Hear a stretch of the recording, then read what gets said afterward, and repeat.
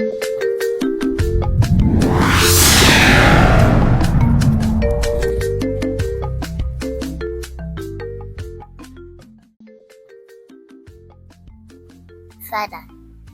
not worry.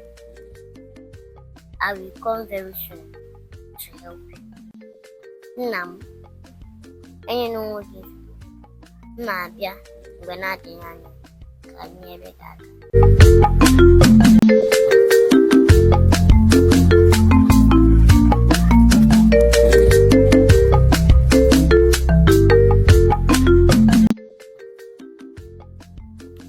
What could be the meaning of this trip? Unro a here.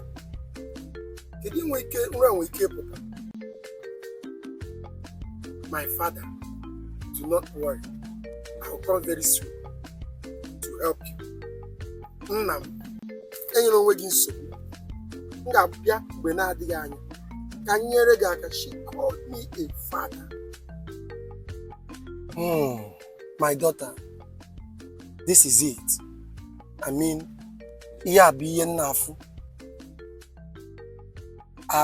I married a woman that does not want to do anything at home. What she's good at is take a shower, apply makeups, sleep, wake up, eat my food, and go back to bed. And on why? Na-enweghị mmasị n'ije ozi dị n'ụlọ maọbụ inyere m aka mee ihe ọbụla. Sọsọ ihe ọ dị mma ya bụ ịwụ arụ, tee ude be mbụ ụkwụ na mbụ ọkpa, o desịa uri ya, ọ chọọ mma, ọ chọsịa mma, o rie nri m siri, o risịa, o jekwa dina. I have passed through a lot, my daughter.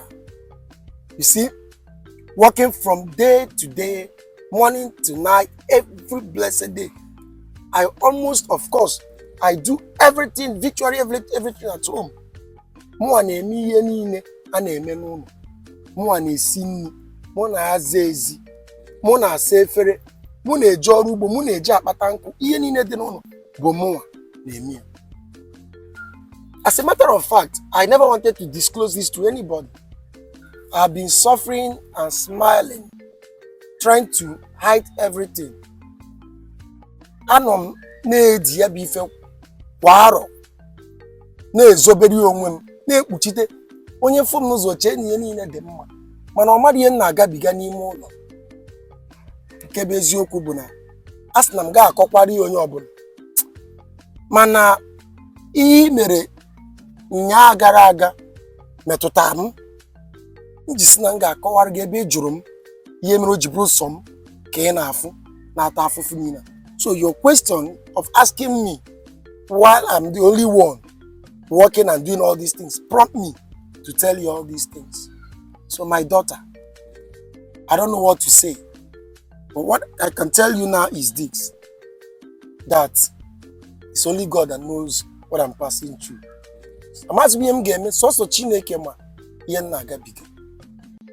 Was she suffering from any sickness?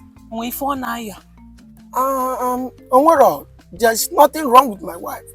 She's healthy and hearty.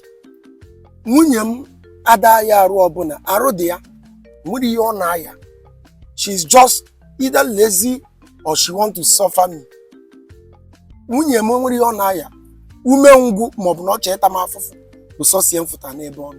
So she knows and is not helping you do anything as a wife. So like I can say yes, because on several occasions I have pleaded with her to change, but she wouldn't listen. Even just no mabuna. O karigo ugboro atọ maọbụ anọ nyọrọ ya ka ọ gbanwee ọnọdụ ya, gbanwee agwa na omume ya, nyere m aka dịka nwaanyị m ji ego m lụta, mana ọ dị eme ya kama ọ ga-aka mma ọ kawanye njọ. So before you married her, didn't she show all these attributes? Before you know bia, yeah, when we met, we didn't date. It was just we met, and the next thing was marriage. Then everything started unfolding. So I wouldn't say that we dated, but the truth is that I thought she was good. Mom for ya, Monia Ayroy, I woke on dinner. Yeah, in one or two toge, Iji Chopita, and I didn't have enough time to find out all these things. You're suffering, no. You're not a wow. I have seen her. But I know one thing is sure, that it shall be well. I don't know any man that will take this thing you are taking. No, I will start going. My mother will be looking for me.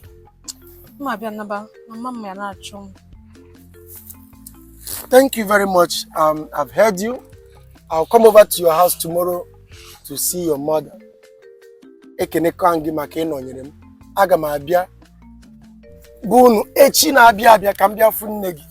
problem, sir. Thank you. Dalo.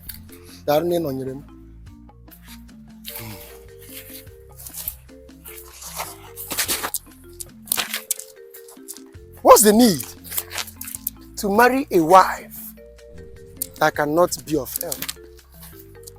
Kedu roba enuru nwanyị na amanye maka nyere maka. A wife turning to a knife. Nwanyị ịgbanwe bụrụ mma. What's the need?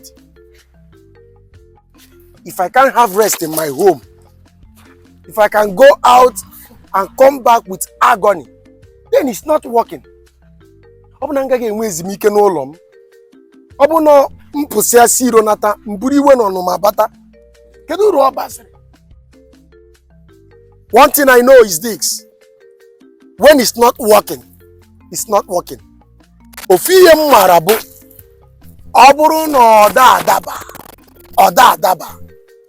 And I'm among those that says, and I will still repeat it, that no man on earth should lay his or her hand on his wife. Talk more of beating the wife. You don't do that. Mụnwa kwesịrị ike kwụsị ike n'ihe sọkọ nwunye gị ya mee gị. Anwakwana anwa tie ya kpakam ma o metụ ya aka n'arụ kpakam.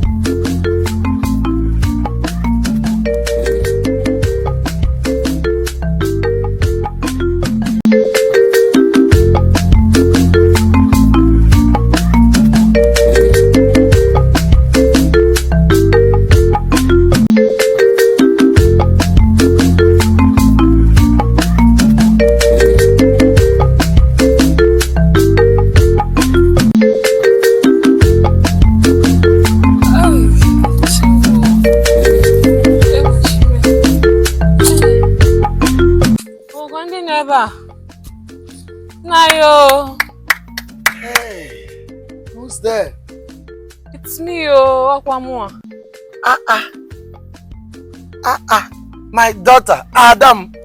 Kedu? Hey, what is this? Can you tell me if I went to the market today. I saw new yams and I decided to buy some for you.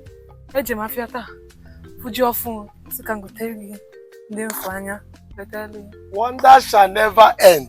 On our fukwaranum, you bought 2 bags of yam for me with onion and the food stuff. This is awesome. You go teremji, go teremu yabas. Hey! Oh! Nwa nka isi na emekwo. O go tekwa yabas. O dike mana yabas mawo. With okra for me. Hey! Yes, Nai. My daughter, you are doing wonderfully well. Ha! May God bless you. Chukwu okike abia magozieki. It shall be well with you. You will live long. Ọ ga-adịrị gị na mma. Ị ga-ebi ndụ ogologo. Hey! Okay, help me pack it so I can take it inside. Nyere m aka tighachikwa ka mbubi ya n'ime.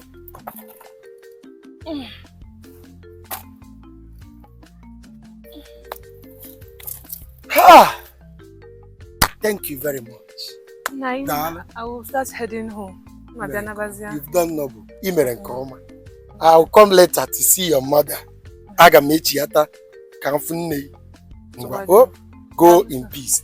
Yes, sir. Gaa nke ọma.